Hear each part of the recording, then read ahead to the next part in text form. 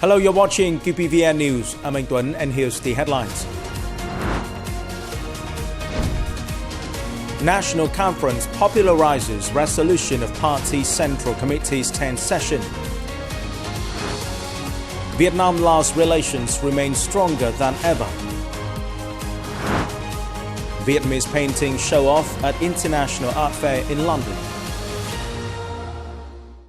A national conference was held by the Politburo and the Secretariat of the Party Central Committee on October the 20th to disseminate and implement the resolution of the 13th tenor Party Central Committee's 10th session. At the conference, Prime Minister Phạm Minh Chính gave a presentation of the core contents and new points of the draft report on the 5-year implementation of the Socio-Economic Development Strategy for 2021-2030, the Socio-Economic Development Orientation and Task for 2026-2030, the socio-economic and state budget situations in 2024 and the plans for 2025, the financial state budget plan for 2025-2027, the policy on investing in the North-South High-Speed Railway, and the policy on establishing the centrally run city of Huế.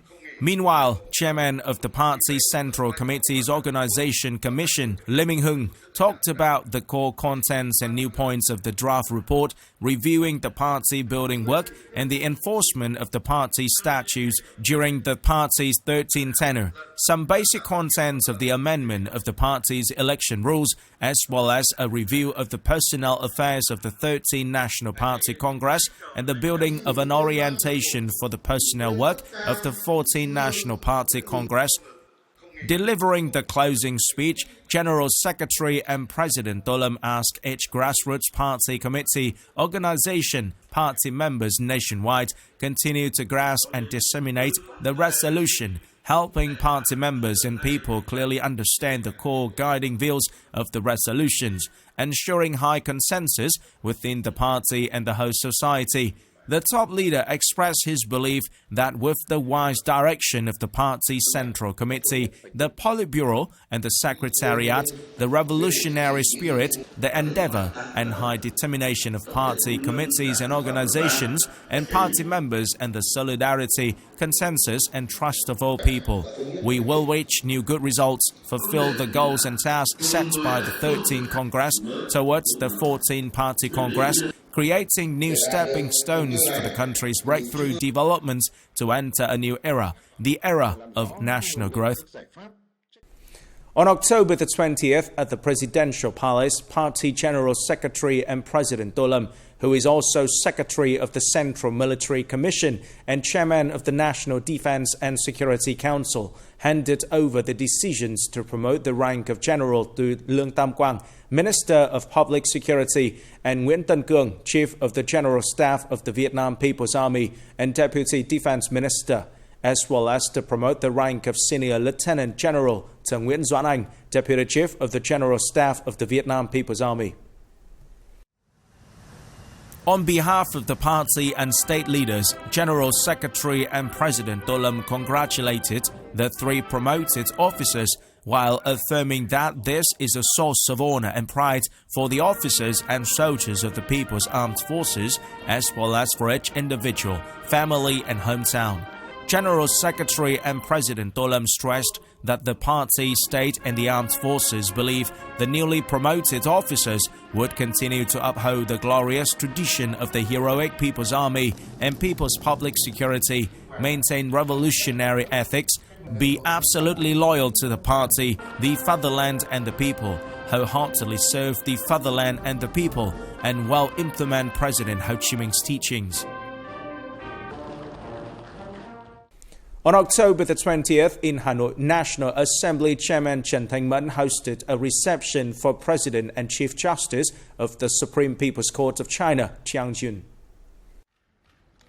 Hailing the 2 Supreme People's Court's achievements in recent times, National Assembly Chairman Trần Thanh Mẫn suggested that the 2 sides continue to increase delegations exchange at all levels to further enhance understanding of each other's legal and judicial systems and share experiences on judicial reform. The Chinese Chief Justice said that the Supreme People's Court of the two countries have had a long-standing partnership. During the visit, the two sides agreed on future activities and discussed issues related to judicial reform, activities of judicial agencies in environment, protection of intellectual property rights, and application of information technology in judicial activities, bankruptcy, and public interest prosecution.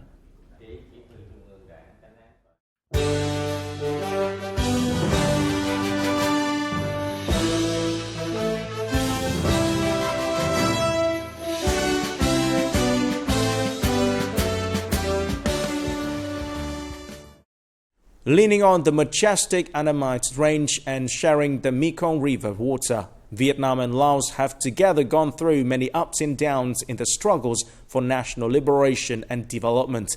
That friendship was painstakingly cultivated by President Ho Chi Minh and Prince Suphanuvong, President Khe Sanh Phong Vi Han, and generations of leaders of the two parties, states and peoples, tempered through many challenges and forged by the efforts of many generations of heroic martyrs to become an invaluable asset of the two nations.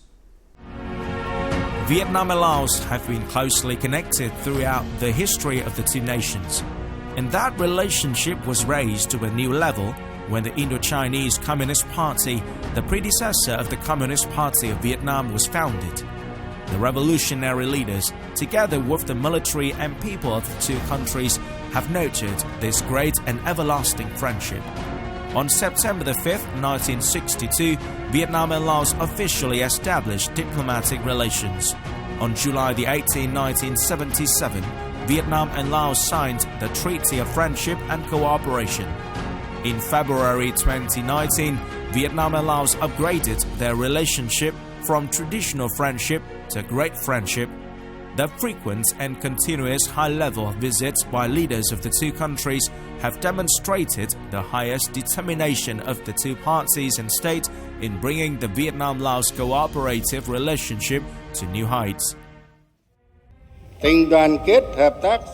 Solidarity, cooperation and mutual assistance between Vietnam and Laos are vital factors for each party and each country.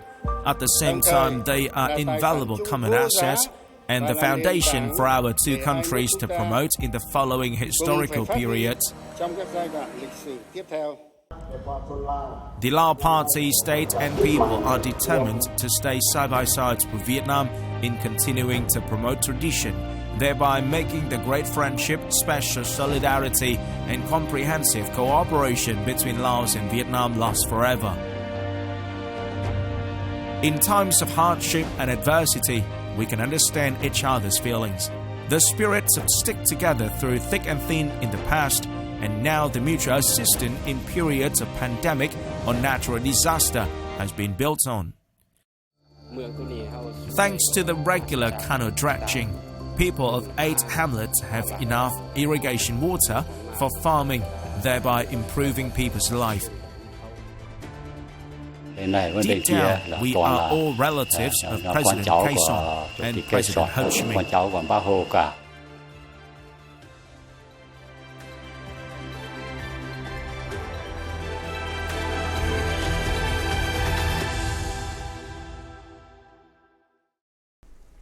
The bodyguard soldiers always accompany and help people in difficult circumstances. The story of a little boy Theo in Hua Phan province of Laos and his special fathers, who are the officers and soldiers of Chiang Khương border station, Sơn La Bodyguard, is a testament for the spirit of soldiers proactively support the people, contributing to strengthening the special friendship and solidarity between the soldiers and people of Vietnam and Laos.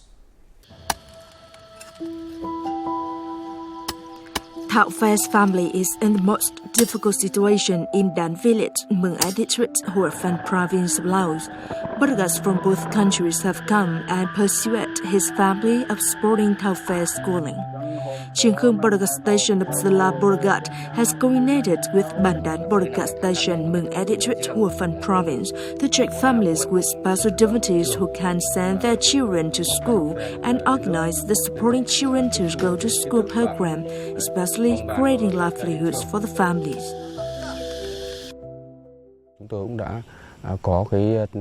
We'll pay attention to long-term support, giving them breeding varieties to ensure a sustainable life, as well as creating resources for children to continue schooling.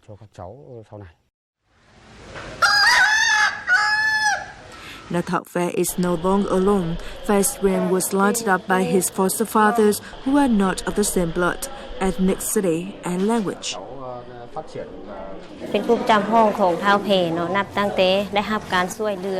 Luckily, the Vietnamese bodyguard helped him return to school.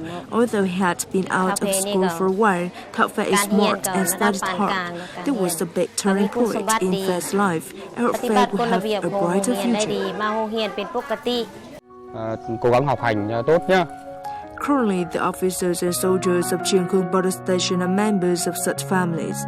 They are not only lighting up the dream of going to school for children in difficult circumstances, but also supporting and encouraging people in production and development. While people recognize what Vietnamese soldiers have done, they consider the Vietnamese bodyguards as relatives and family members, helping us build a source of officers in the future.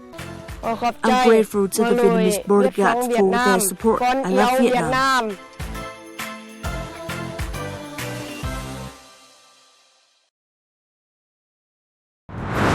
Coming up next, Vietnamese Laos National Assembly Deputy Affairs agencies strengthen cooperation.